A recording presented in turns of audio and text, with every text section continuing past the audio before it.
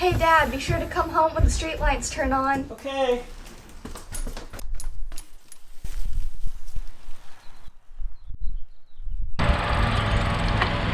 Back in 2017, I was driving on a cross-country road trip, and a couple of hours into my shift, I was getting really bored and sick of just staring at the open road, and I was daydreaming about all kinds of different stuff. One of the things I was daydreaming about specifically was when I was a kid, how much I loved riding bikes with my buddies in our neighborhood, and really thought about all the cool places we used to go and explore, and jumps that we used to take.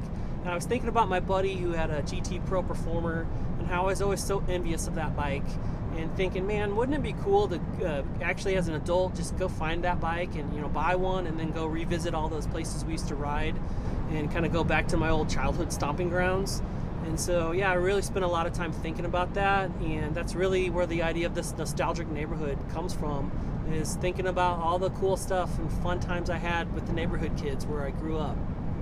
When I got home, I started looking online to see if I could find an old GT Pro Performer, and it turns out they are very expensive and hard to come by, and the ones I did find that seemed like maybe a good deal, it was kind of sketchy sources, whatever, so I'm not too excited about that. But I was excited to find out that GT had recently restarted their Heritage series, and this was summer of 2017. This was one of the first ones they did. This was $450 shipped to my house from California. So I was really excited. It was like, there's no way I could not get this. And they obviously cost a lot more now after the pandemic and inflation and whatnot. Yeah, I love this bike, but it bugged me that it had so many black components. The versions I remember from the 80s were full of white mags, white tires, white cables and everything. And I really wanted this to be more like the way I remembered it. So I started looking online and picking out parts, and this was a slow process over the last couple of years. It was kind of like a pandemic hobby to swap things out. I started out with just some of the cables and brakes and adding a front brake, and then eventually it was like, all right, well now I need get rid of the black seat post and the seat and all that. Anyway, I figured we'd take a couple minutes and do a quick bike check on all the upgrades. Okay, so starting up front up here, obviously I swapped out the grips for some white Amy tri-grips. I added a front brake with the gyro system. We'll mention that in a minute. But I got the Tech 77s. I ended up getting these really cool 30th anniversary stickers to replace the black ones. It had a kind of a top load stem, a black one, and obviously I wanted the front mallet stem, the white mallet stem. That was one of the first things I swapped out. This took like a year and a half or 2 years of watching parts for it to actually come back in stock.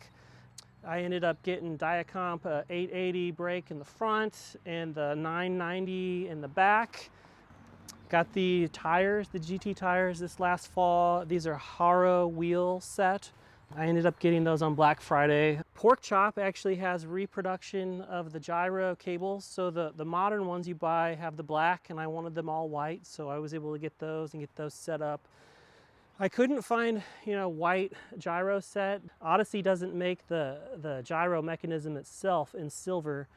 So I ended up buying a generic silver one, but I got an Odyssey top plate.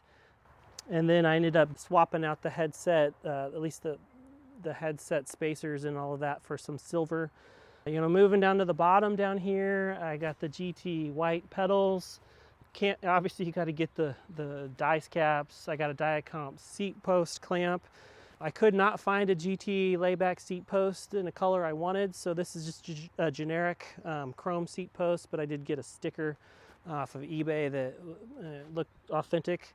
White seat. This is actually comfortable. It's pretty padded. I can go 10 miles on this bike pretty easy, and my butt doesn't hurt afterwards. I ended up getting some pegs around Black Friday as well, and so those have been fun, just icing on the cake.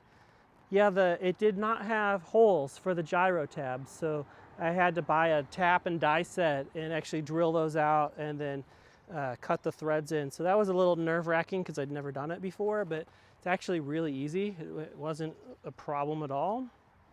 But yeah, for the most part, that's it. I've got a Cruising the 808 sticker from Kev over there. I love Kev and Bernie. I love watching their channel. They're fun guys. If you're into BMX, definitely go check them out. They're a lot of fun.